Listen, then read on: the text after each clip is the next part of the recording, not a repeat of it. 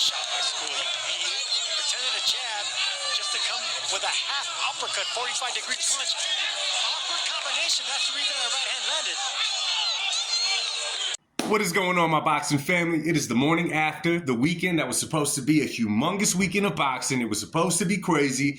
Didn't quite deliver. Big ups to Teofimo Lopez for delivering. Big ups to Canelo for trying to deliver. It didn't play out the way that we thought it was going to play out. Maybe it was too much boxing in one weekend. Too much of everything is not always a good thing, right? All right, so what up, man? Welcome to the Truth and Absolute channel. If this is your first time stopping through, make sure you hit the subscribe button. Make sure you hit that like button. Let's get this channel popping. Let's go. Now, last night, as I was talking about the boxing match, right? Answering comments on TikTok, on YouTube, going back and forth, there was a lot of people, my subscribers, followers, saying that there was a group of people out there actually saying that they think William Scull won the fight and that Canelo was gifted a decision. At first, I was like, okay, that might be, maybe they're little rivals on comments in certain channels or in certain pages or whatever. I kind of ignored it.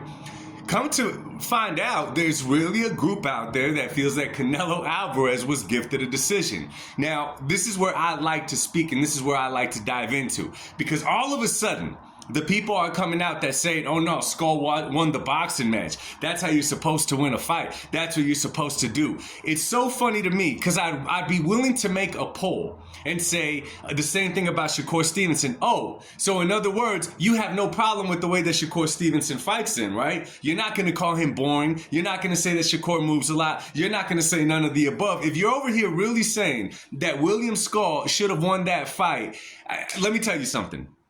I'm not going to call you a casual because you may be a boxing fan that's been watching boxing for 30 plus years or whatever, okay? I'm not going to call you that. What I am going to say to you is that the hate that you got for Canelo Alvarez is making you sound like a casual. Now, when I look at the fight, I see two things. I see potential. I see the ability to actually beat Canelo Alvarez in William Scull. If you remember leading up to the fight, I did give him a chance to win the fight because he does have the ability to do great things inside that ring.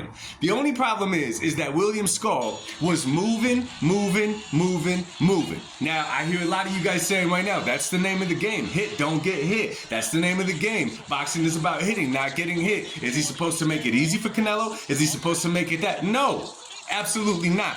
But you take a fighter like Floyd Mayweather, okay, once upon a time. Floyd Mayweather pissed you off because he got out of the way of your favorite fighter's punches. But Floyd Mayweather stayed in the pocket with you. He gave you angles. He weaved. He slipped your punches. He did all of the above, but he was right there in the pocket with you.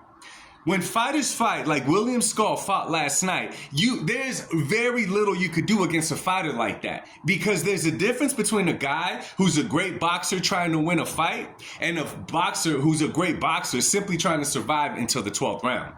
Last night, William Scull made that an ugly, ugly fight. And you're going to see that he's not going to get nothing big after this. He's not going to get other super middleweights calling him out. He's not going to get Munguia in there. He's not going to get Berlanga in there. He's not going to get Caleb Plant in there. He's not going to get any of those people in there because he showed last night that he was not there to win. He should have just gave Canelo Alvarez the belt before the fight even started. He should have vacated his damn belt and chose not to fight Canelo Alvarez before the fight started because he was content and happy with slipping a couple of punches. But in no part of the fight was that man trying to win a fight, and you saw it afterwards. He got a payday. That's all that he was there to do. Listen. We accuse Berlanga of just coming in for the payday. Charlo for just coming in for the payday. We accuse both of them of not being there to win. Let me tell you something. William Scull made it look like Berlanga and, not Caleb Plant, who did I say? Jermell Charlo showed up and gave it everything they got inside that ring. That is exactly what this looked like to me. It was awful.